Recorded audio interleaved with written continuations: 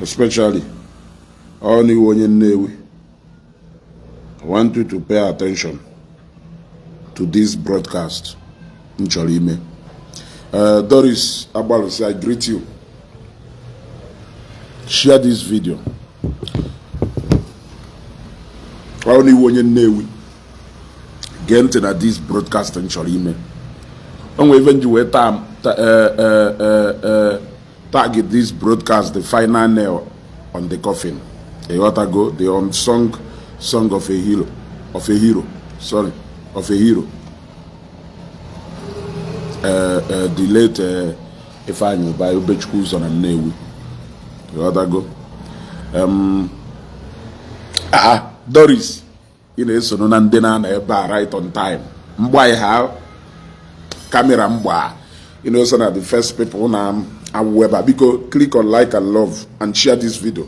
Share this video. I'll go nature share video program name because share this one. All go do now like ho. If I share good day, go for them day.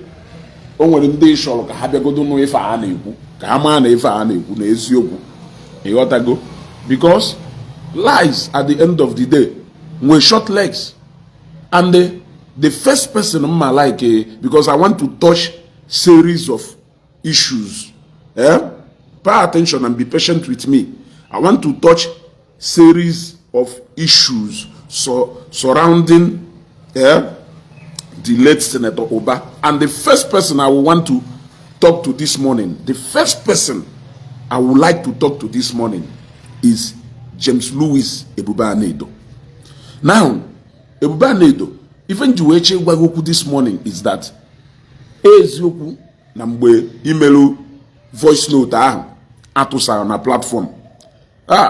Orushechi gozie, onahazi na address em, onahazi afum. Odago nahazi address em sike ezi vedi afu ezugo. Orushechi kwonde ka akpo na nse ezugo hazi afu enosko n'obodo kedu nke na-eme. So, the first person I want to talk to this morning is Sir James Louis Ebuba'S. And Ebuba'S, you have done wonderfully well to express your concern na injustice in the late Senator Ifeanyi Ubah. But there is still one thing that is missing. There is still one thing that is missing. What is that? It will voice note to circularly. That voice note won't go marry that voice note. And they thank God now, when people whooped at that voice note to use against you, you did not deny no belong go marry, but rather if you kulu na nogo na ha chogo mma na ha na ya pia bottle na ya kumbolo na I'm quoting you exactly based on if you kulu. You want to go now? Point at this particular voice note. Engineer David Okori, I greet you. Show me good. I greet you all. Because you know, share this video. This video is very important. You want to go? Now, you make that voice note. Senator, the late Senator Ifeanyi Ubah, a lot of, I am talking about Nnewi. I'm not talking about if many people outside the Nnewi allegedly against Senator Ifeanyi Ubah, but I'm talking about the Nnewi baye, because na senana esinuno doloma wepuwilo. You said a lot of things in that voice note. Now, to fall in line with what you are advocating now, I will plead with you in all honesty. Since you admitted that you did that voice note out of anger, he made that voice note out of anger, and I agree with you because now if he used it against me, I can use another one against you. But that does not mean that no represented the fact. That does not mean that no the truth. That does not mean never because when I know get answer Chineke kpọọ na ya onwu ike n'ime obi mo nwere ike e wish home ke nwa onwu ike n'ime obi mo nwere ike e wish home ka Chineke kpọọ ọkụ o nwere ike wụrụ out of anger ka nji wee kwue. But a spoken word a spoken word mother at the core of her back. A spoken word mother at the core of her back. Nwere ike ga a long way n'imebi ife. And that is why in USA, now the first person mma kwafa na this video na-eme ngonwa just to set the record straight, because it is time to put the final nail na that particular coffin. And it is time for us to talk about the unsung song of this hero now, so that they can fight the injustice in na Cathedral. Let us also talk about some injustice or experience in Nnewi. He's no more. Now, you will come out a bubanedo. Ni make that particular voice note, you will come out and you will point out the ones because you are angry, so that people will also understand. Now, this particular thing is Ifeanyi Ubah, not just out of anger. Because one thing name about people who are closer to me, only if name about me, people will first of all take the opinion of my family members. Secondly, they will take opinion of people who are very much closer to me, because they will believe that those people know me better than any other person. Are you getting me? So, first of all, you will have to come out. You raise varieties of matters and cases. Now that particular voice note email, so many of it, a whole lot of it carry weight. You want to go rightly. You said that no ife or you can't understand the capacity and no should email something that time. No, you many something, but for the fact that no go say no understand no grievances from to you are right. If any not on point, but the only thing that is remaining now is that you will have to address. It's time now for you to properly address that voice note. You will dissect that voice note. You will address that voice note. You will tell us if it was you n'ife wokwu asị because na nde ina-ekwu na-achọ ka ebere ya legacy Ifeanyi Ubah. We also pray on that particular voice note. They got to go wee wuru na ife a na-ekwu n'eziokwu, having quickly rushed na that one. O nwere another thing on chọrọ ikwu. Recently there have been something na-apụta gradually kita, like one or two persons in Wegolo discussion with, they keep raising that particular issue. Now, like into Sigwa, varieties of issues, and I will not even waste time on any of them. Only one can we waste time, but I will not waste time on any of them. You gotta go. Now, let me say this. Let me say this so that you know. So you know that among all the people who benefited from late Senator Patrick Ifeanyi Ubah, I mean those people who prayed on him, just to those people who prayed on him, all those people they follow around him, all those people who their second home, all those people they follow a cruise, executive and bulletproof motors, they gotta go. All those people they follow no equal haba na higher Senator Ifeanyi Ubah. You gotta go. Now, equal, okay, Arizudemezue play the part of the voice note. You will play the part of voice note. You will want him to clarify. Okay, I will want him to clarify more on that part where he portrayed Ifeanyi Ubah as only there help people, citing one thing or the other. Then calling regional manager Ebu. Pointing good luck nke cross river ka ogono agbawuru citing ego erasiri those people mgbe ha nwụrụ Ifeanyi Ubah lileli.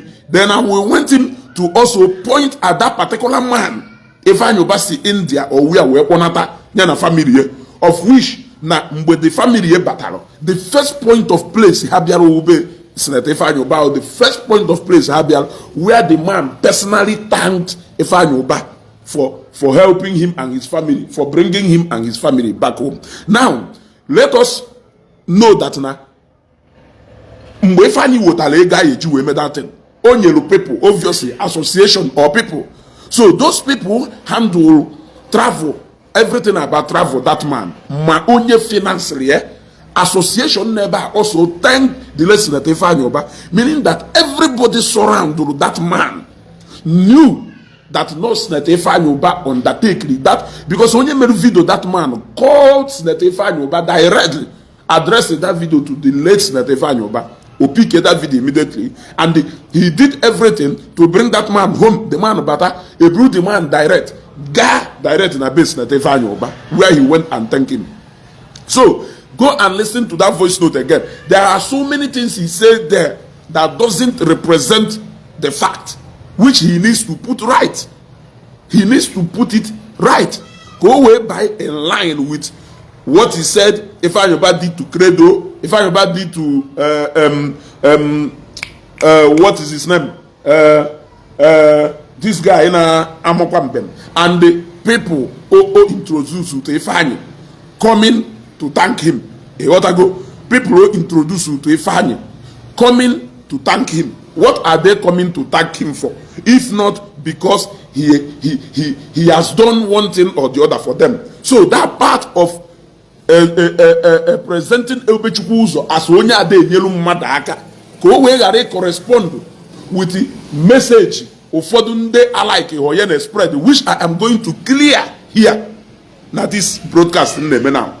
So there are so many other things. I don't want to go into that voice note. The maintain this broadcast. So nkotalu onyala haba. Igotago.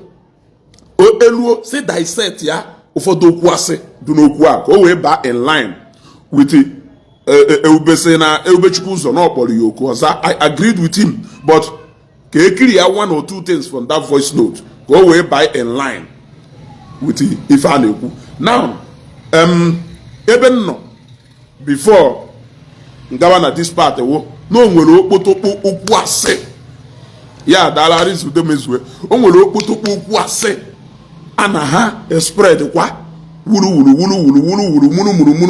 online and offline. Now people who go liye na ema agbanya single ima je gwa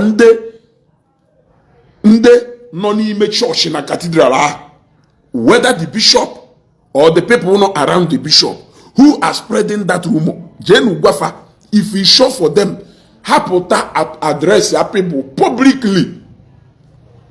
Hapota address your people publicly, so that people will know that Nefa and Eku not put out from the church. But as far as we get and I pass here from people who are close allied to the church, it doesn't hold water. What is that? Na mgbe Ifeanyi lugidolu Cathedral no nwere ebe Ifeanyi ruola ebe ahụ ịghọtago oziokwu ekene, God will punish you. Chineke ya kpogo na family ọkụ anụ ọfịa zuzu si ebe apụọ iso atụrụ, zuzu si ebe apụọ ewu efulefu enweghị ife adị itu obodo. A na-ekwu okwu ndị adịrị ife tu obodo pụta ebe ya bịakwu okwu. Let me not be distracted. Ịghọtago. So ha wee kwuo na Ifeanyi lugido Cathedral no mgbe Ifeanyi luolo Ifeanyi duzie broke na Ifeanyi enweghị ego. Ifeanyi wee nwee agreement with Bishop Okeke church Eroba na ha lụwa n'ife na church tere no ya reimburse ha back. Church wee lụwa wee spend a total of about 210 to 220 million Ifeanyi ji fa. Then eventually Ifeanyi na-emezi ha ton. He wasn't able to reimburse them that money. I don't know. You might have heard this or not fly around. People they raise here from different corners. Those people who are trying to justify wickedness. If we continue like this as Christians, many people we leave the Christian fold. I am telling you this. If we continue with this wickedness of not having conscience, because you want to protect the church, it will be not okay. I even told him, let us assume that an F1 no maybe no Nyaka Bishop which you say na Pasukaria you or a press conference and Oberia Ifeanyi for the second time. Let us agree that if I wunyawo the okay, Mobik, thank you. Let us agree that if I hakolo wezioku na etu akita Mobik nwanne nwoke si we no eba Mobik we bia we si ezugo na mmenyere ya aka we lubelu na mma alubelu single handedly amo we lugidu na we wu na deke we lugidu na we rufu na we lugidu na we tiko you na window we tiko nya at the process of inosi na that stage nuna o we nwi ife dum mpa nuna o we nwi ife dum mpa nuna amobi we sim do no nwannem na ife aduko no ye mpa na nke a onwe ka ego si we do na akpa do onya malụ ka o yesi we me ka alụ onu ya da me mmechakwazie ka m nwota na my own house o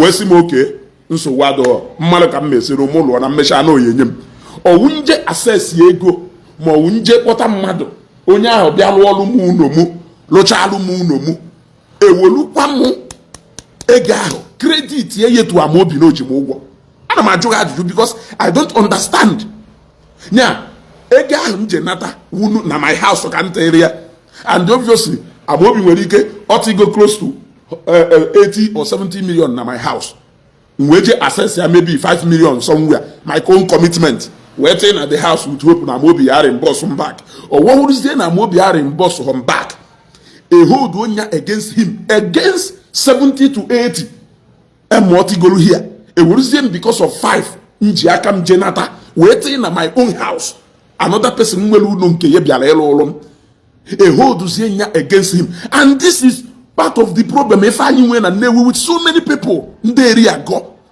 betrayers everywhere. They are everywhere.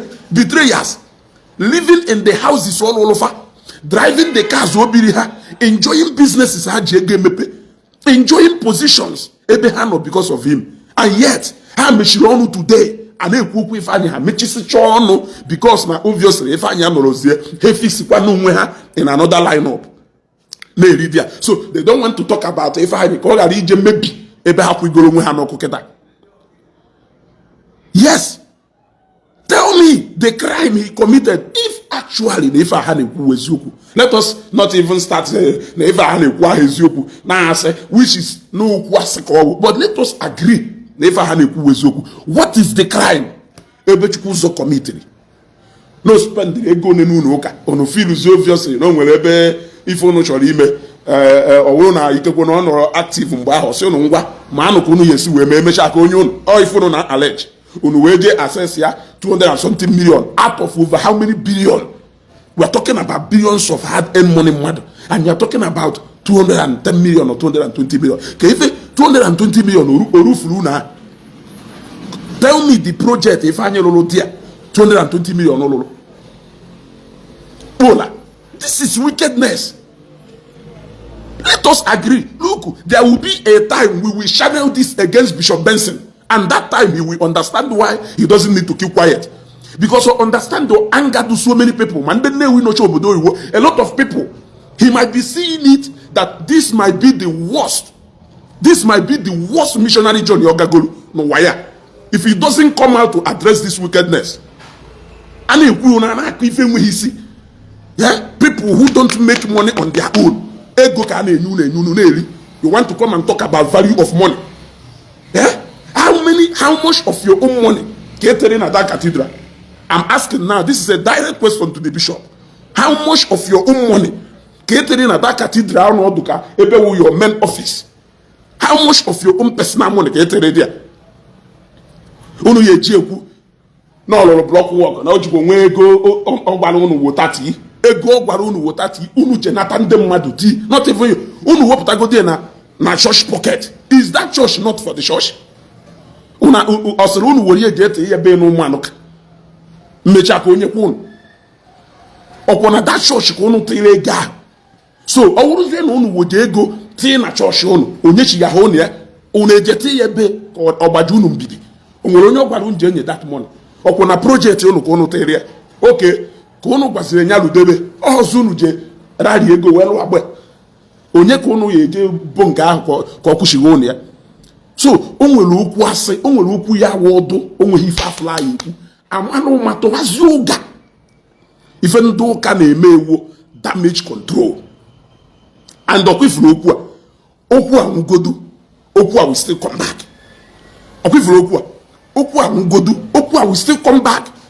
Ọ na Bishop Benson Okoye, the Bishop Catholic Diocese of Nnewi, address okwu a wee si na Nnewi a wee pụọ, it will be something that will continue to prick his conscience. It will be something that will continue to prick his conscience, because this is pure wickedness, and you did it. And on na show loko ifunu yeju we seria, ifunu yeju we seria, onu jiko we. What is 210 million compared to ego ya wo na Ifeanyi choro ori eje tie no fu project here. Ego Ifeanyi tie na Cathedral a, Ifeanyi yeje elu agba stadium ye. Are you not aware? Ego Ifeanyi tie na Cathedral a, Ifeanyi yeje elu agba stadium ye. Ego Ifeanyi tie na Cathedral a, Ifeanyi yeje Rochester radio house o na alu, TV house o na alu, okro standard.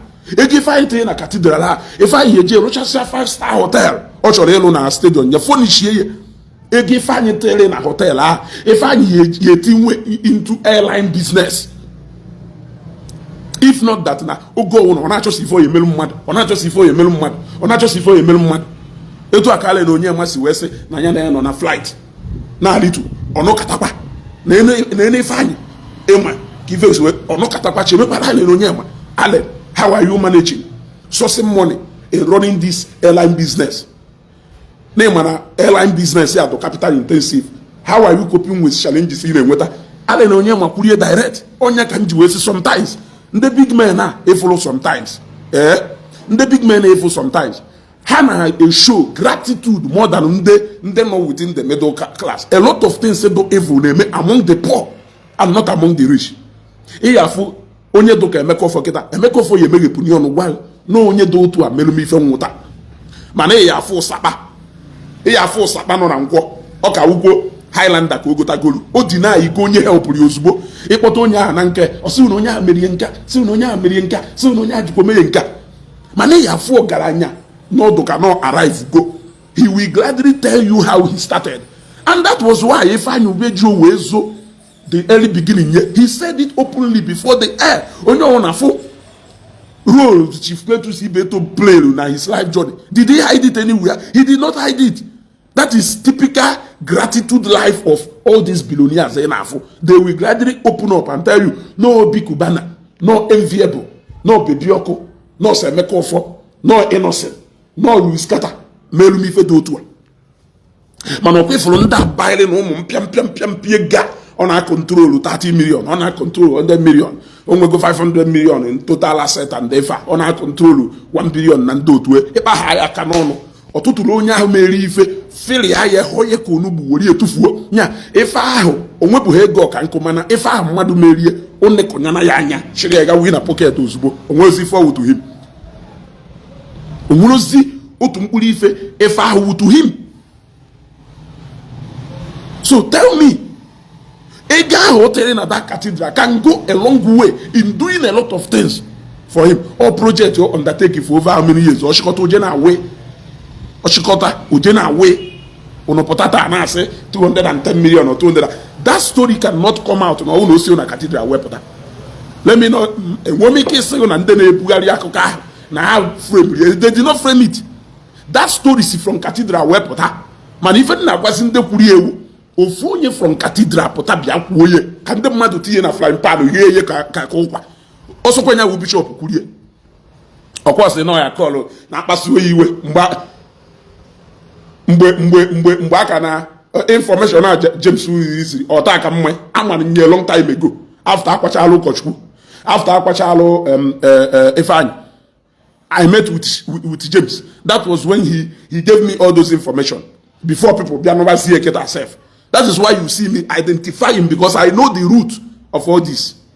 I know the root of all this. That is why you see me always following up. Because when I had this discussion with James, it was video. I was the one running the video. Maka injustice Ifeanyi Cathedral. Go back to my page. I made several videos. Maka Cathedral. That was when I met with James. James told me, Johnny Nyangwagagolu, and look at what Bishop said, that he even have it on recording. You see, So now you understand why nji wee buru the thing etu ansi wee buru ya. Unu na-eru mogali nya unu na-ezokwu n'ihe ezo unu kwuo ihe ebe ni na-agbari ihe onye ọnwụ na meghepụrụ ọnụ from ime cathedral ahụ wee kwuo this thing ifele ya emeghụ ya aba na the worst history book of this town and we will ensure no mere iwe malụ maka ị na-ekwusi ya na-akpọghị afọ ọfụma na-akpọ onye ebe iwu ka ndị bụ ụnụ malụ na n'imere alụ mmadụ gotara moto biiru moto ijezi savisi moto ọ sịghị nna na o ji okwu ego go malụ onwe ka ihe esifu ego go rezi ego wee mee ya mmechaa ka onye imechaa ya ikekwe onye ọwa enyeghozighi nya ifụrụ na alej ichefuzie moto ogo irigu na-ekwusi na ọgbakọ oge savisi moto ebe ọsọkwa ogusi weta ego a moto ị na-anya ka ị savisiri ọ bịawu onye ahụ sef wo the wrong person ihe buru iwe so that story unu na-akọ ndị niile na-agwanye ana m agwa jee n'ụgwa ndị ụka ha ezozi na-ezo ka oke n'okpuru bed n'okpuru ana ha ezozina ka ewi n'ọnụ ana onye mmanụ na onwe liva n'ime katidral ahụ ụnụ nọ ịmalụ na obi kara onye ịma na ihe a n'ife nya na ịwa anụ ntị na ịwa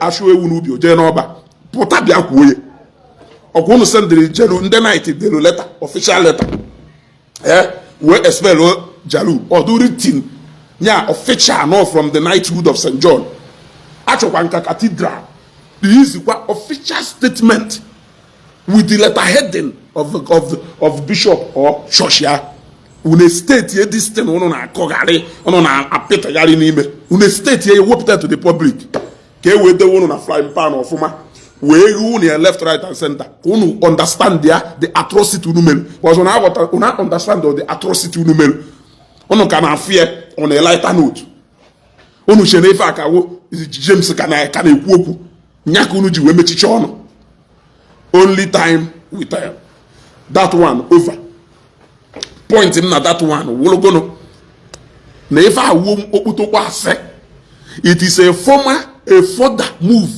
to conceal their wickedness because they are unrepentant and they deliberately did what they did and they are not even having a second thought about it. 1, 2, even if it happens, even if Ifeanyi Ubah'S still did not commit any crime against you people because you put that money in your own particular project, you did not give him. Honestly, no, okay.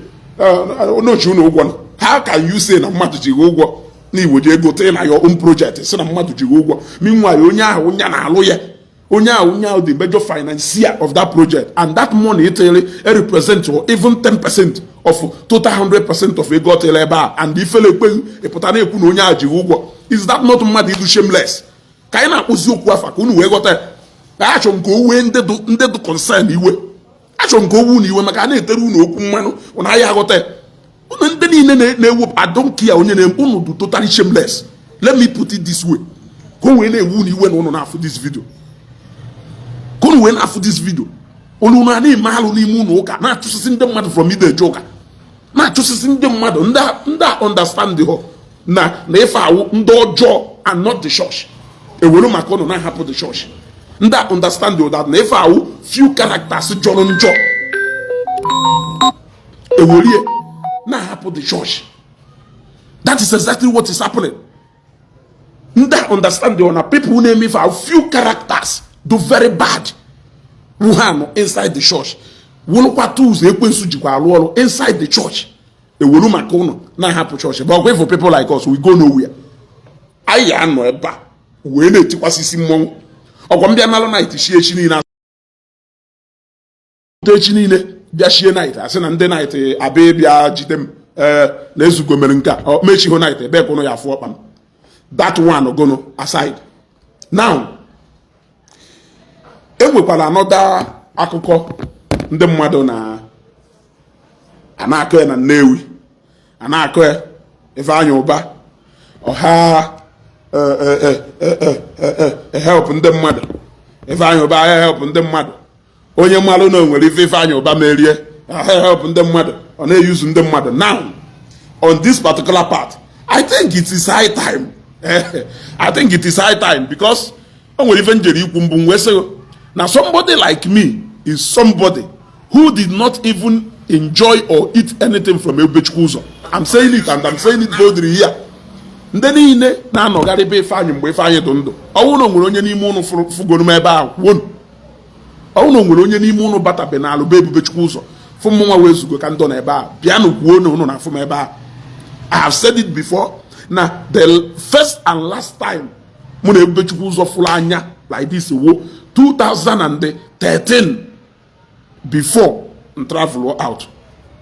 That was the time mụ na Ebubechukwu fụrụ. That time I came with my cabinet members as Igbo Nnewi na Igbo. We came to come and visit him. I saw the man then, like we so much love for him. I felt like now through the student wing or if that I can be able to contribute and help in a campaign here as governor on Aputa. So I led the cabinet, including Igwe Ansu.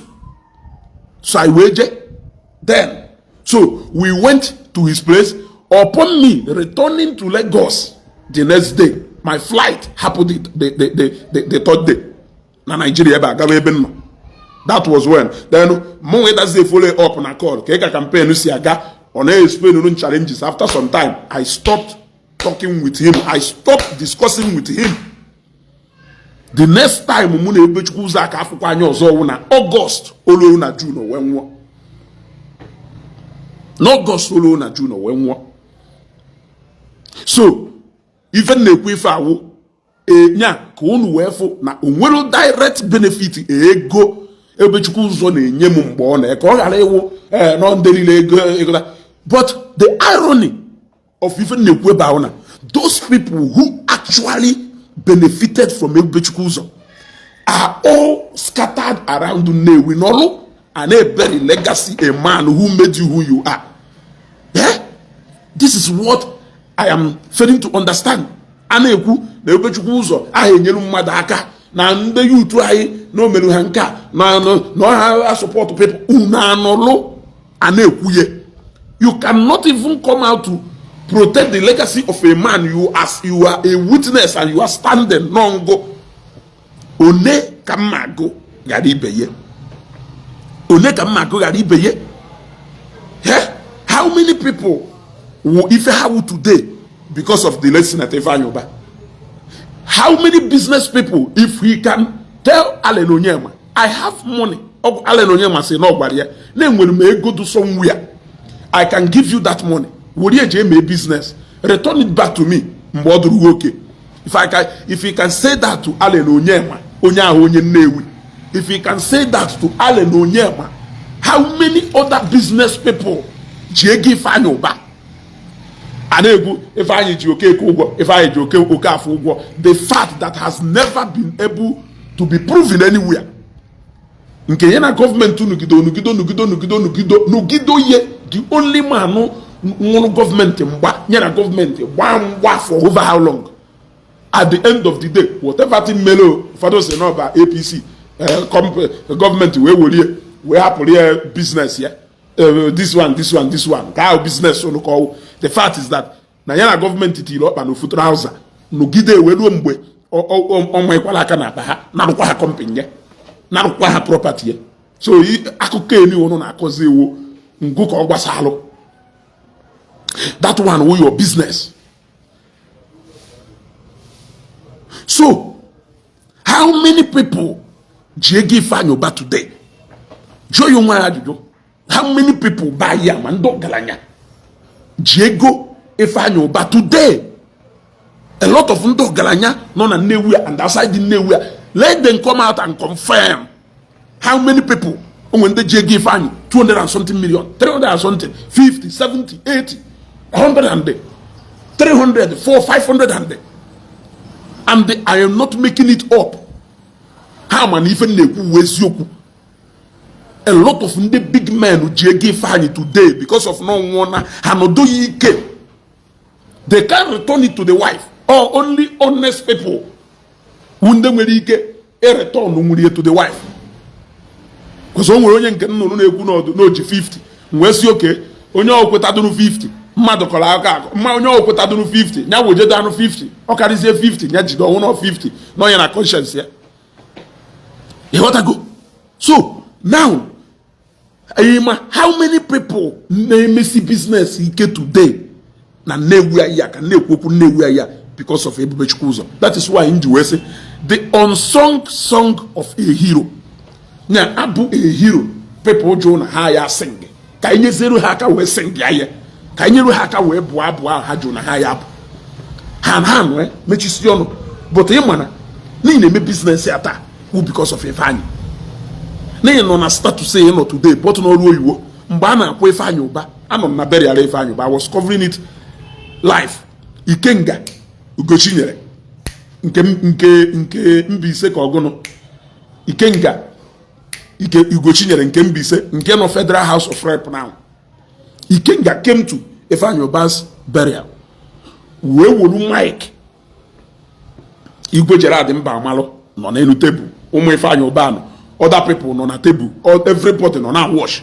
He took the mic and said na every single thing all today my Federal House of Rep Ogalo was sponsored by the late Senator Patrick Ifeanyi Ubah. We did not know. We only thought na tentacles here was also na Igbo, and he's not even making noise about it. He's not making noise about it because we only know that na no we get honorable you get oji na azu mmiri maluko oweje House of Assembly. We only know that na no asewaju na azu asewaju weje House of Rep. We only know that no support a lot of other political figures I am na Nnewi e got go haga, but we never knew na udeye na ede no that mbagase. Look at Ikenga Ugochinyere n'Imo State. Ifeanyi Ubah is not even contesting for governor of Imo State. I don't know the interest, if not that not for the young man. You want to go? Okay, I call not to be said. You want to go? Thank you so much. And he's still alive. Because if I upload on a video, he's still alive today. So people who know Imo State, he still saw a young guy, promising young guy. Etu Ugochinyere MBC Ugochinyere Ikenga. Etu Oswena na-etiga support na checkmate government of Imo State and the federal government and the FANA. So he saw him. Omalu no nya with something no n'ime. He picked him, prepared him. Oje saw we know the man who that thing, who just said that thing, we no na support to the family with the sum of 10 million. No one no way ki face where to say bia gwe. See what account or you may transfer. Anom ne nanya. Igwe Gerard Mba man any table. Discuss all with the family. The water account or no leba transfer 10 million. Go see her here. Gratitude. Kelebendo zono. Let me talk about Honorable Ike Edoji. When was the last time Ike Edoji came up to protect any legacy of Ifeanyi Ubah and Nnewi? When was the last time? Even in the midst of this controversy, I have not heard him say anything. Even in the midst of this controversy in Nnewi, I have not heard him say anything. I know many people, mandem mana, no to beg today, no be in a comfortable house today, who because of Ifeanyi. No muye ejisharo school today, who because of Ifeanyi. No muye na Lord we beha na Lord today is because of Ifeanyi. Na nwobere petty business munye na eme na nkwo is because of Ifeanyi. Na so yi machine munye eji akwa we Ifeanyi buterie. Na machine nwanne nwoke ji agba okada we Ifeanyi buterie. Na keke oge nwoke na anya we Ifeanyi buterie. Na oge nwaanyi chenjiri machine o ji akwa ife na nkwo we Ifeanyi buterie. Na provision shop nwanne nwaanyi na asusi ike tata awo empowerment Ifeanyi ka eji we na asu ye. Where are all those people? Unu Ifeanyi lulu na Nnewi akarịla akarị. Unu Ifeanyi lulu na Anambra South akarịla akarị. Nde oh no because of ege Ifeanyi ka ha ji we je treatment na India bata. They are still very much alive. Where are all these people? ụfọdụ na-eti egwu Ifeanyi enenego ha malụ na ife onye a na-eme na ebikwu na onye a moto na oya enwe pakeji n'ọrụ ya o rie ga very far o buru moto bi onye a na-agụ ọnụ moto Ifeanyi golo ego agụọ ya ọnụ anyị agụta ya ọnụ otoro cars and ndị ọ na-ego moto can come out to attest to ife na-ekwu moto Ifeanyi kele eke n'ụwa pekata mpe ọ karịgo 1000 moto ọ maka na aha etu ya oji moto eme ọkụ unu Ifeanyi lụrụ alụ n'ụwa pekata mpe ọ karịgo 100 building ọ maka na aha etu ya oji unu eme ọkụ na Ebechukwu ụzọ kọvara ife niile ọ maka na aha etu ya oji moto eme ọgụ na oji unu eme ọgụ so kedu ife a na-ekwu dị ife a na even if you don't appreciate legacy Ifeanyi Ubah because of gono ọdụka ya sị na ọjọs jelu unu ụka ọsụ unu ụka ka ọ lụrụ ozu obi ọlụrụ alụ ụka ha nkụ eji ngosi ndọ nke ọ lụrụ ghara ilere ụmụnna ya maka a na-esi n'ụlọ doro mma wee pụwa n'ama na ahụ ka ọ ghara ịdụ ka ịma na ọ na-alụ Cathedral ịma na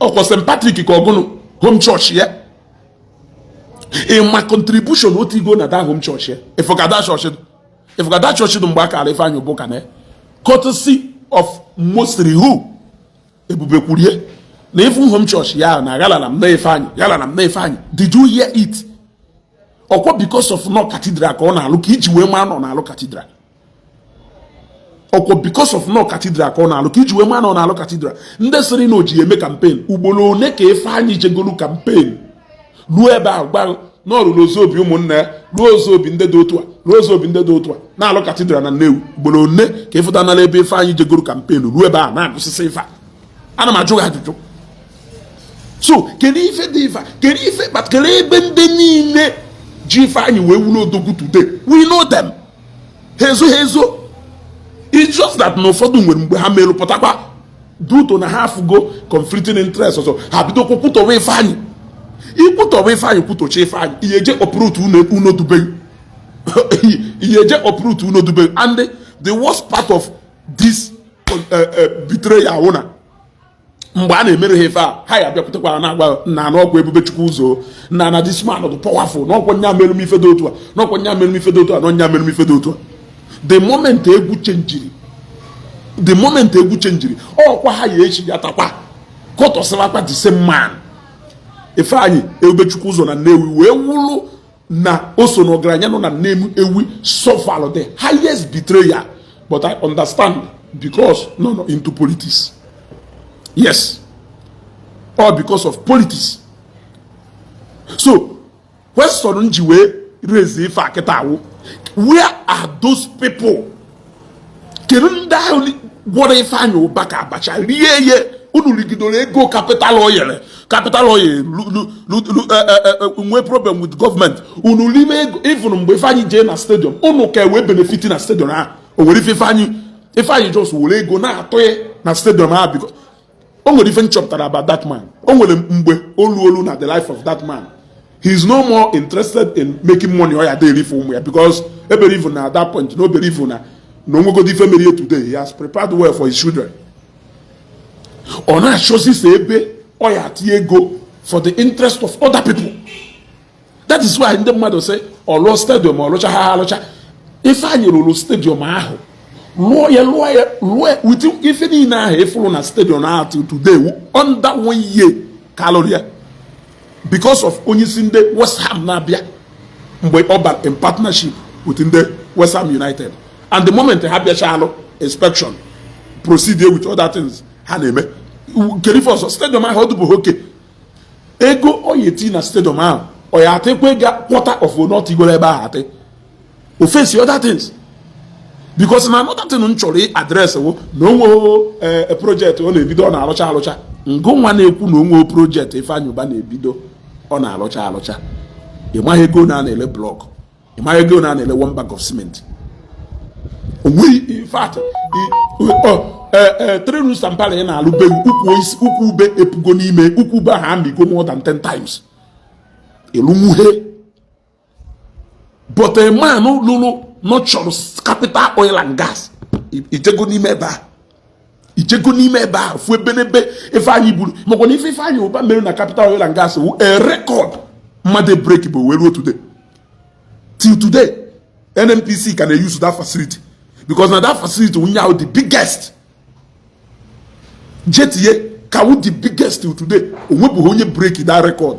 Even how many years later, Capital Oil and Gas never first independent oil and gas. They do hear the story not behind Oil Force Nigeria Limited. Capital. So first independent oil and gas and the Oil Force Nigeria Limited. And one of the same man way.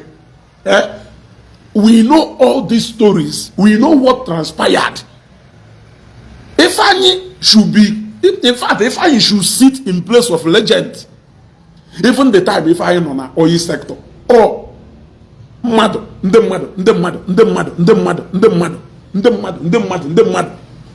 Onya the first man no be na Nnewi mgba Jena meeting na Lagos. Ndo Mudin, Ndo Otolo, Ndo Ruago, Ndo Ifa. Nyenum so and so number of people mmenyolo. This was very long time ago.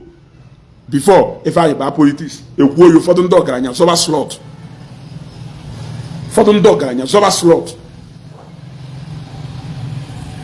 Keri Ifeanyi ekwu maka that man. Uchaye. Losha, Loma truck park in Lagos. Go away decongest ya. Trucks. Na parking truck parking and contain more than how many trucks on an interval. Locha staye or do fully functional. Locha Luebon authority newspaper Namuo before Apple Junction. Property stand in Egone. Low how many filling stations nationwide? Locha Sita Pentie dozier filling station low. That is the man in Ewu. Na unfinished project. Yeah, staff quarters, ebe staff quarters and office here in Abuja. Well over more than 12 one-story building. Locha Pentie furnish here and all. What do you even know about Ifeanyi Ubah? What do you know about Ifeanyi Ubah? Can you project Ifeanyi Ubah bidoro locha halocha? Because of non Cathedral. Call on here in 1 year. Makadanko Hanesel na halo in 5 years. Nkenna ke na alo. Oye ji welo in 1 year. Cause stadium ebe on eme business on we for pasala na stadium nya. Nyanwa alugo stadium nya. Happy year to watch isi happy. Ofodo na emu bi nu na eme humpenti today. Ofodo mabodo Tyson na palo. Man unu ebiko na room tie cotton. How unfinished project. Oh Ifeanyi na alo unfinished project. Kelu properties Ifeanyi emu ebodo. Ishoro ka odim je gosi ndem magasi ebe ad. Ka nwe mari fi mi nuru bai. Je no mole phase 1 or phase 2. Je no mole phase 1 or phase 2. Iru ebe a ka iwola anya balak. Je dia iru ka iwola anya balak. Ifeanyi na alo unfinished project. Ani kwugerisha. Because of now all of our radio house here do complete. Authority radio bido all there. Ona alusi TV house. Mana towards the time or chọrọ enwu no almost no finish we na TV house ah. O chọrọ Ifeanyi chọrọ erocha TV house ah within 1 month or 2 months o gara erocha. No na ife nwoke bụ ka nkọ. Ndị na-eme every day no lili nni that day wo because of na nkem kishin na ndị otu if I'm not mistaken na esi nni na-ebi keta be Ifeanyi. Ebi ebe ahụ sukere na-eri nni ana eri na aṅụ. Ogo na ebunata ha container sewing machine, ebunata container machine, ebunata container machine, ebunata container keke, ebunata container keke, ebuna unwebuho onye no na Anambra State here, both in their political journey, in their business journey, meguru the kind of empowerment Ifeanyi Ubah meguru.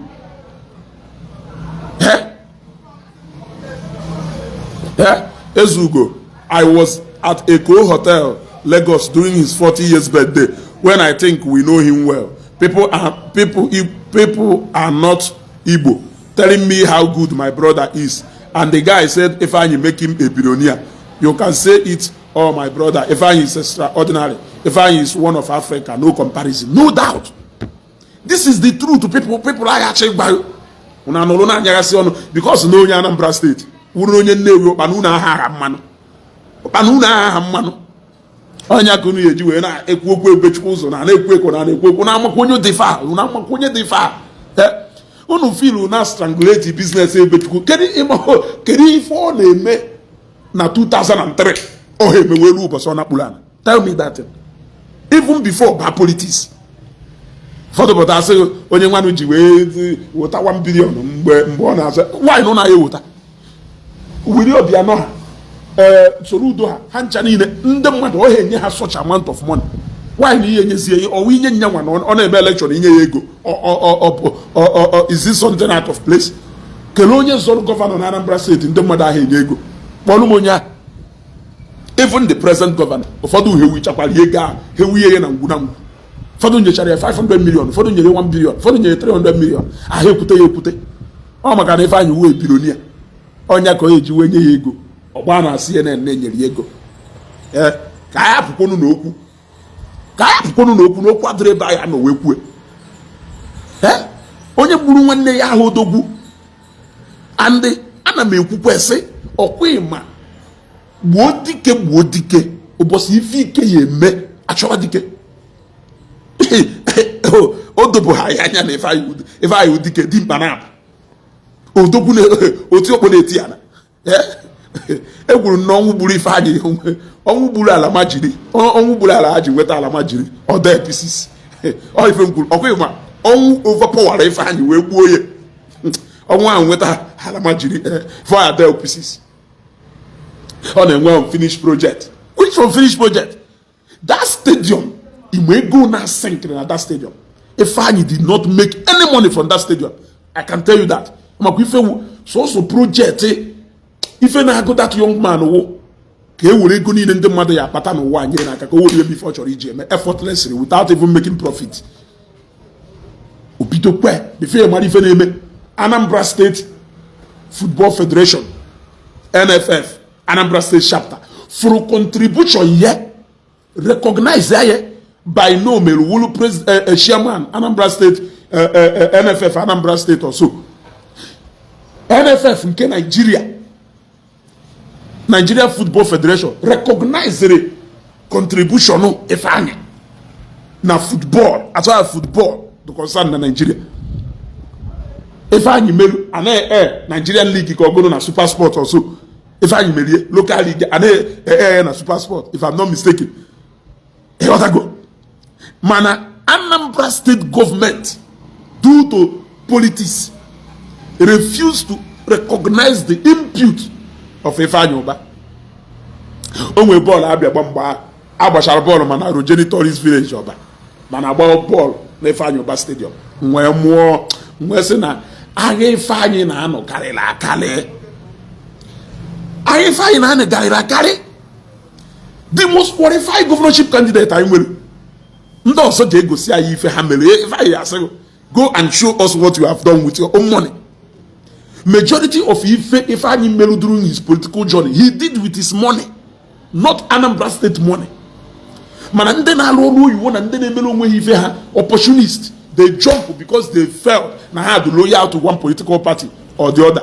People even started using party loyalty to qualify na onye ayi more ọfụma. That's why in US we elu echi niile Anambra State amabo ife ha chọrọ. Until the day Anambra State ya amụ ife ha chọrọ, that day ba ya adụ mma. That day one kaba ya adụ mma. Ewolu ndị na compare onye ji ego ye na-eme with passion. Ife niile ọ na-eme with passion. I can see the passion. Ọ na ma for passion do n'ife Ifeanyi Ubah na-eme. Mmadụ ekwu okwu. Mana the guy na-ekwu okwu ị na-afụ obi ya. Ka m gwa one thing with people na-ewu iwe ọkụ. Inwe onye na-ewu iwe ọkụ as a friend. Ya ndị a na-eme gara na ma o nweghị iwe ọbago mba. Ha na-enwe ezigbo obi. Ịmahụ ọkwa ifuru ndị agha ekwu okwu. Ọkwa ifuru ndị a na-eme na ha ekwu okwu na ha achọ nsogbu. Ndị ahụ ka agwọ ndị ahụ agwọ ndụ ha taa ahụ ya asị na ịmahụ. Ifeanyi na-ewu iwe ọkụ ife wee iwe okwupụ ya ozugbo. Ife onye ji kwupụ ya wụ na ọ bụrụ na iwu onye ọ na-respect only need one thing or the other put to aside. Ya o nwere ife na-aza na ebe a nnọkịta ezugo na amam ife m nwere ike imenwu mana na because of respect m nwere ebe onye anọ na m emeghị ife onye a wee mechaa wee nwụọ m na respect ya na nchi express ya I will go to the extreme he express but na nne express me nuru na nne nu position if I wo hey na me expect a far from onya. That is one. Two, he may ife e want somebody mana because one thing with these people will be he can sacrifice anything just to make you happy. At some point they may even put their integrity at stake just to make sure that they will smile at your face. So tomorrow he is going to put all those things side by side. He has a lot of regret. That is why if you are on a bamba, if you are on a actor, that is because he knows what he is putting in. Only when he phone it, I know buy, I know sell. Only if he has nothing to lose. So I want us to understand the man. I am not saying he's a saint. He also have his own lapses here and there, and that is what makes us human being. Even with your own, and with my own, but the fact remains that the man lived for all, sacrificed his life. I know what say. Governor Mwana Mado Gono Ifeanyi Ubah'S. If I had the first question on Jerome, Governor Mwana Mado Le Ifeanyi Ubah'S. Before Ifeanyi join no politics, Ifeanyi own a private jet. Anambra state government on a jet. Before he joined politics, Ifeanyi own a private jet of his own. Ifeanyi will cruise ship, capital cruise. Ifeanyi has go away into see he can live his life and enjoy like Otedola and the Aliko Dangote and others. Nyakanjiwe believe will no passion for the people verify you join politics. He ought to go. He ought to go. Nyakanjiwe got no passion. Ifeanyi melu nebende mwadu melu. Patale Ifeanyi jiwe compromise a comfortable lifestyle on AP. We join your politics.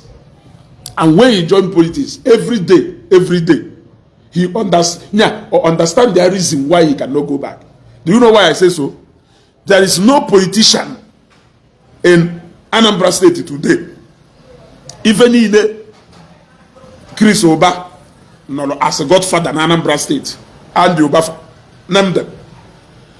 Iya pondo gone hama ho ife bido number Chris hama ife mechi number hama ife bido number Andy hama ife mechirie nwejo kelu the politics Ifeanyi Ubah na play na even the poorest of all people na Nnewi ji number Ifeanyi eji number Ifeanyi eba and in most cases Ifeanyi will like a pick Ifeanyi nwe ife na corner Ifeanyi want to hear your story direct. Ifeanyi want to communicate with you direct. If this is not passion, this young man, surrounding the mother. Why is it that he always want to be the one who is having that first-hand feeling? Every single project he leads on Onihu, fine you go on Nnewi, on Eba, if you was Igbo, on Ifeanyi. Yet we are what Ofodo pay off with so many evil. Ifeanyi Ubah wonka or politics. Almost Ifeanyi melu as no politics. Jekeno nene ifo melu before join no politics. Jenene godu ifo melu before join no politics. Jenene iwe mano. But the only afford alone by the politics has sure cast and great a business here. If not because no kwado way better. How can reduce to a popper? But the guy is very strong. Eba can no wager ike. Upon both federal government, state, even in Iraq, still they could not suppress our own Ebubechikuzo. Man, I want the Nnewi. Hey, chileke. Alumelo. So all those people benefiting from Ifeanyi Ubah. It's a high time you people come and bury this rumor. The mother no way for me the mother. Yeah, one of the Pusnefa. If any now if I like container, it like a container so it don't be Ifeanyi Ubah. And a more flow to be Ifeanyi almost every month. Ifeanyi Ubah actually celebrate the birthday. ịma how many container ịma nke Ifeanyi nwụrụ ịma ndị jicha project ji ego egbe ọsọ ha nchara ire ahụcha n'ọgaranya ịma ndị jicha project maka ife niile Ifeanyi Ubah chọrọ ike na birthday ye egochasịcha na ha ncha ludu ha ncha na container. O nwere ife nche ekiri wee sị ndị mmadụ na Ifeanyi zọcha election daa. For example, o nwere ife o meru mgbe ahụ ndị apụga denied ya ticket Senate. By then o gochana ma shuttle bus o ma machine o bie ihe apụga o chọrọ ike ndị apụga washermen niile. Mana mgbe Ifeanyi chọrọ ịba YPP Ifeanyi bụkọrọkwa ife niile a kekwe ndị apụga goro fresh one wee ba YPP. Ininicha ụfọdụ ife the young man na-eme Ifeanyi zọcha election daa o burukwa ife gakwa thank you ụtọ jekwa kenekwa ndị tụrụ ya akwụkwọ ma ndị atụghọrọ ya akwụkwọ ọ dakwara ada ọ dakwara na election o mana Ifeanyi ya gakwa thank you ụtọ na the whole 21 local government enwere na Anambra State je kene ha for coming out to come and you see in nature this is passion for the people. This is love for the people. He has no interest in somehow. Is he not a human being? Everybody is selfish by nature, but it depends on how you control your own selfishness. But what I'm saying is that the passion for the people is more. Passion for the people is more. I saw every action Ifeanyi take beyond politics. Which kind of politics can mmadụ na-achọ? Ewe kwa ife agbara n'Enugu. It is enough for him to go in. If o mere war na akwado chigatakwa again. Or na akwado chigatakwa again. Bechiri nọrọ on the ground o. Nọrọ say no way born eje. I saw love. So all those people ife niile a Ifeanyi na-eke ndị mmadụ na-atụ ya. Okwe people na-atụ nate. Then o ji onye ụgwọ ndị ahụ Ifeanyi ji ụgwọ pụtazienu bịa kwuo ego na oji unu nya ekwuo na oji San Franco ụgwọ San Franco were ọnụ ya pụtazie kwuo na Ifeanyi ji ụgwọ nya ụzi na people ya dị erume ya n'azụ pụta kwuo na oji ụgwọ ka ya wee nwee ka ndị be ya esi wee chịkwụ ụgwọ ahụ na ama m na nwunye ya ewezigbo mmadụ ghọtago ama m na nwunye ya ewezigbo mmadụ because o si from a noble family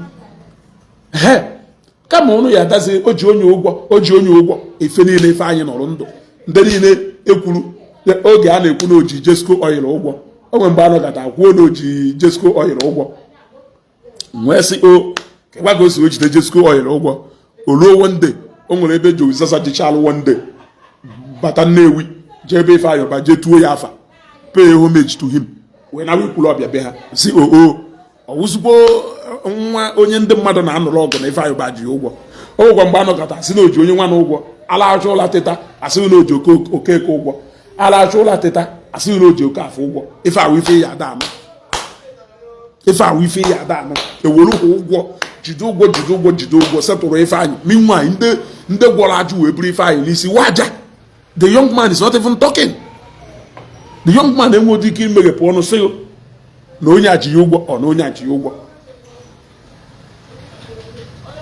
The young man enweghị ike imeghepụ ọnụ sị na onye a ji ya ụgwọ ọ na onye a ji ya ụgwọ.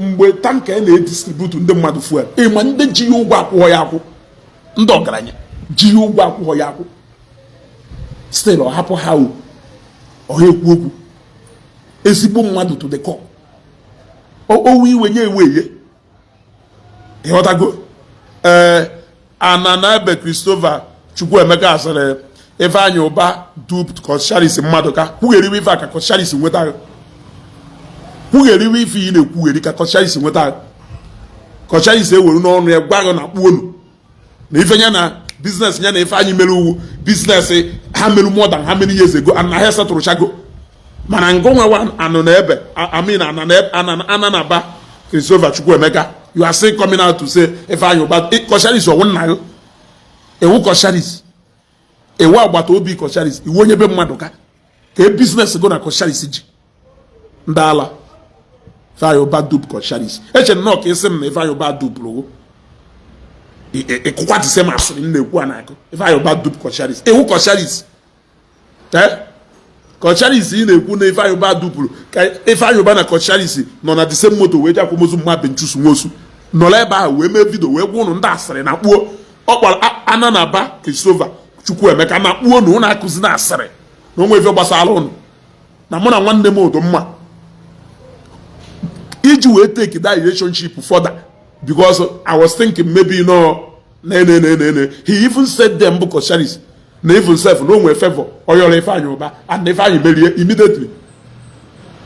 He said it, man. Would if it on I know to even prove that na Nife Sharis Puru Baliobi.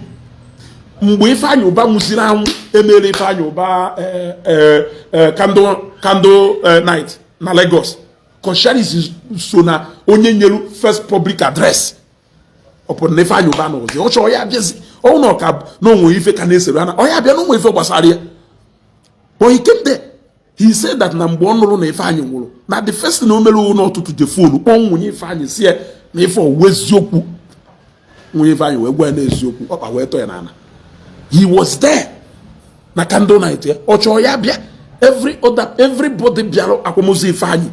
Everybody be a candle night Ifeanyi mana Abuja mana obodo oyiwo mana ebe niile hancha niile ewu nde do mean well genuinely ha mekwu maka ndị abịa nwuho due to one thing or the other was ama na-eji insecurity mgbe ahụ wee ihe ndị mmadụ egwu so ndị abịa ha I will not even blame them. But all those people bịara ma dozi oyilo ma Obi Jackson ha ndị niile abịachalụ na sempa ebe aka arị ụka. All those people church juru eju ebe aka arị ụka. It's just that na agbasara ụka some of those people sizie n'ụlọ ụka naba ha erute ozi ụlọ eburuzie bịazie n'ụlọ ịbịa nie. You got to go? Those people bịara here despite the fact that Ifeanyi anọrọzi ndụ but they came yet ma Obi Jackson ha so na ndị kwuru na n'ọkụ ndị ha na Ifeanyi Ubah na-enwe okwu o nwere ike ịka soworie na-ebu ilo n'obi. Awesome, bring evidence. Or Gagabana no behind. Bring evidence. Video do na page mke na asim bring evidence. Bada na page mke man ya fear. Ije na page Ifeanyi Ubah man ya fear. Na asim bring evidence. Video do everywhere. E afunka. All video made more than how many years? More than 10 years ago. Okay, follow more than 11 years ago. E can acquire how many years? Mana nke melo last year or last 2 years. If iye kwe funka. Nke abịa na your news feed ibu prayer because of believe chọrọ ịfụ mana nke emelu more than how many years ago ịnụrụ ya ịkachetara ya ọ ka dị fresh n'obi wee ruo taa mana the recent one emelu last year or last 2 years ịfụ ha because ya like ịfụ nke a ka sịrị na akụ wee nwee ground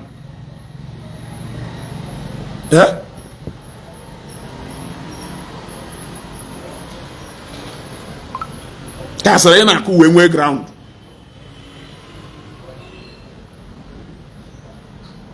So, ife nnekwu wee wụlụgụnụ na ndị niile Ifeanyi Ubah mere ife na Nnewi ya. It's high time for you people to come out. It's high time for you people to come out and speak and protect the legacy of this man. For you na say na ọmụ ha the video na eye o. So we are here to commiserate. So we are here to commiserate with a young friend. I knew him where he was in the Netherlands. Can you talk about the English senator that they say they have an old issue with him or something like that? Well, that was something that is about 11 or 12 years ago because I have got call from people from US asking me about this. You know, so like it was something that happened yesterday. We're putting that behind us and we'll move on with our life. My wife's we spoke on present basis. Yesterday he called me, I called him back and asked him for a favor that he had just delivered on the promise. So there's nothing that we move on. We said in public it was in my wife's funeral. In your wife's funeral? And we have things like, but not like before camera. Indeed, I said not before camera. Yes, before. exactly. We met in several places and have things. See, that is why. My house, he ate my food. What I want to advise the world is that people should face their business and forget gossip. We don't discuss issues in public. This issue that the videos that have been circulating everywhere. Everybody wants to hear my issue. They can hear no matter what. Settle the law. Over 12 years ago. So please. Efulia, onye na-asị m kele evidence, ifuga evidence, kele ebe ọ nọ, kele ebe afọ edo, odiri di comment ya, kele ebe afọ edo, kele onye sị bring evidence, ana aba Christopher Chukwuemeka, ifuga evidence, yafu this video, mana yafu nke emelu more than how many years ago, mana this particular one, was Benchus Nwosu, we have met in this form so many times, not before the camera. We have putting that behind us. Never we met 11 years ago.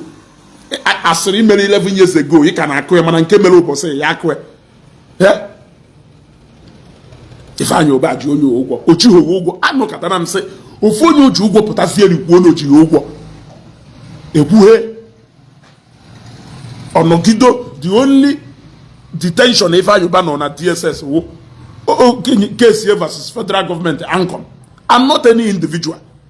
Even before we senator, not even one single individual ogoro Ifeanyi Ubah police no ji ụgwọ. Yet onye ọ na na-ekwu Ifeanyi Ubah ji onye ụgwọ, Ifeanyi Ubah ji onye ụgwọ, Ifeanyi Ubah ji onye ụgwọ. It's high time people Ifeanyi Ubah nyela aka na Nnewi and beyond, you people should come out and protect the legacy of this man. Unu lie chochorocho, mie chochorocho. I've never heard of Ike Doji equal anything about Ifeanyi Ubah since Ifeanyi Ubah Juwenwu. Yeah? I've never yet Nijelu House of Assembly today is the making of this great man. Yeah? Is the making of this great man. Both finance, both risky, both everything. He even celebrated your own victory. Today, una amena chana, ụfọdụ n'ime ha align go with another political party to continue with their parasitic life. If una does na-ekwu about this young man, una ya apụta anywhere, una ya ekwu okwu, una ya ati ọnụ, una apụkwu okwu, asị na gụrụ mere ike kwa onwezie future favor or business ebe unu chọrọ ịba, ike kwa onye ahụ nwere ike wuo maka ife unu kwuru, ọ ife some of you na-atụ egwu. O ife some of you na-atụ egwu, unu anọrụcha biri n'ụlọ ọlụlụ, biricha n'ụlọ ọlụlụ, ụfọdụ n'ime unu ka ọlụchala ụlọ elu, unu nọ n'aka elu, ụfọdụ ndị ọlụlụ alụlụ, ụfọdụ nọ n'aka elu ụlọ elu, ụfọdụ nọ n'aka ekwipụta shop ebe unu na-eme biznes, ma na-eke ego na-ekpokọ ya unu ego na-eri, onye rime richa apụta ụbọchị ọ na ya na onye osere okwu, onye ahụ apụta ọ gwa anyị na onwe ife ọ na-erite na ọ ga na-eyuzu ya eyuzu, ngụ na-enye ya ego ọ na-eri eri. Good ego na-eri. All people like us enweghị ife anyị riri ncha, nwodu nke anyị riteru ncha. Anyị ya apụta n'ụlọ na-ekwu okwu. Unu nwa lilicha ntị unu za, unu anakpuo, unu anyị ekwu okwu.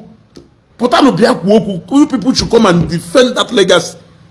Ukwu isi ada ha n'ala, unu niile fesasịa. Unu niile fesasịa. Even ụfọdụ abịa mhụda akwamozie. Ụfọdụ ndị na-alahụ nwa anụ ka alahụ abịa mhụda akwamozie Ifeanyi Ubah. Aside ha na insecurity na onye bịakwa akwamozu Ifeanyi nka unu misa onye gbuola esu ibe ya ọkụ, onye pụta na Ifeanyi enwe ndị ọrụ, onye gwarụhụ makwa mmadụ une politically self. Agwakọtara m ndị mmadụ gwa ha jeenu nene acceptance speech Rochas Okorocha ka ị marụ. Rochas Okorocha tanked 3 people from Anambra. 4 people actually. One is God. Second person was Senator Ifeanyi Ubah. Third person was Austin Ndigwe. Fourth person was Semeko Ofo. Maka na Ifeanyi kwurie ka njiwe na-ekwu na gụrụ mere. Ọ bụrụ maka ya. Ịghọtago? Oluo mgbe ahụ o mee 40 years birthday, ama gift o wele wetara ya. A na-ekwu ife because of na Ifeanyi wo onye Nnewi. Onu chozi ko onu kombo onye tinye na pocket. Una amozi how powerful onye ado even before that active na politics Nnewi. Bagaria before Soba governor, he after my picture, Yana Pito Obi as a Rumbaho with a Meka Anyokoha, with the Rochasia, and Dutua, that was Ebe had done casually, had just done. That was a long time, even before Ifeanyi, they were active in the politics of Anambra State. If you go so that the young man, even man Ebonyi State, man Enugu and Dotwe, had to go very active even before decide to be active in politics. On kwana since ya yesu ike even no akachobo okozu ike medan ofu onye putada anu me quarter of ifo mel kai we mal ofu onye puta me quarter of ifo mel kai we mal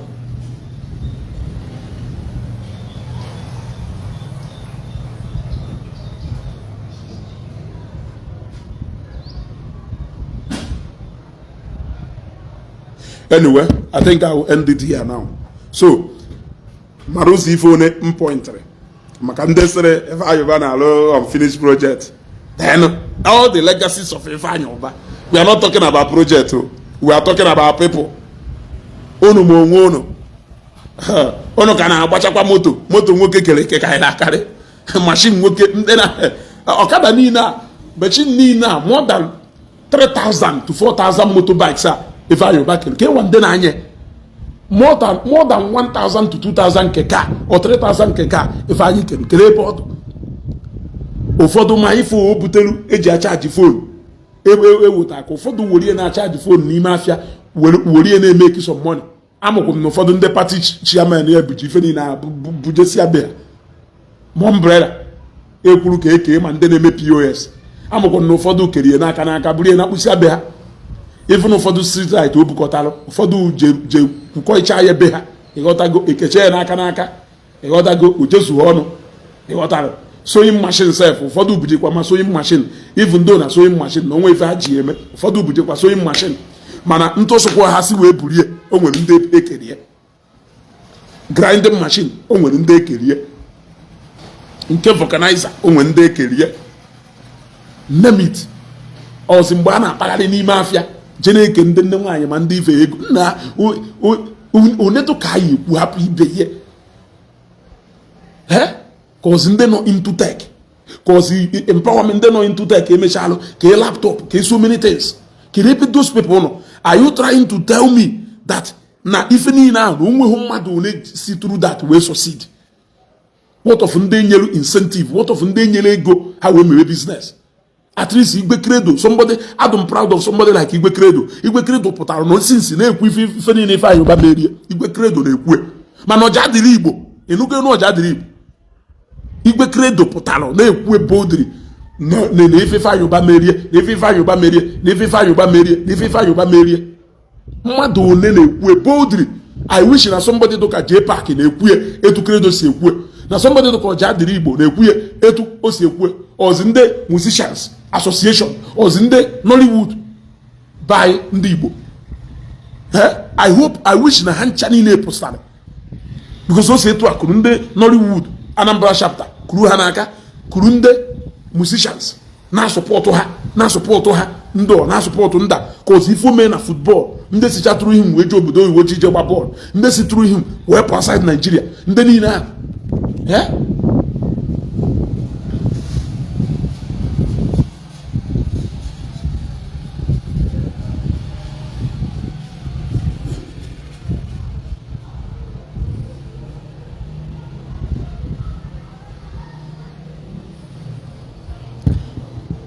okay, I think I will share this. I will end this broadcast now. Let me attend to something. Go, Mala.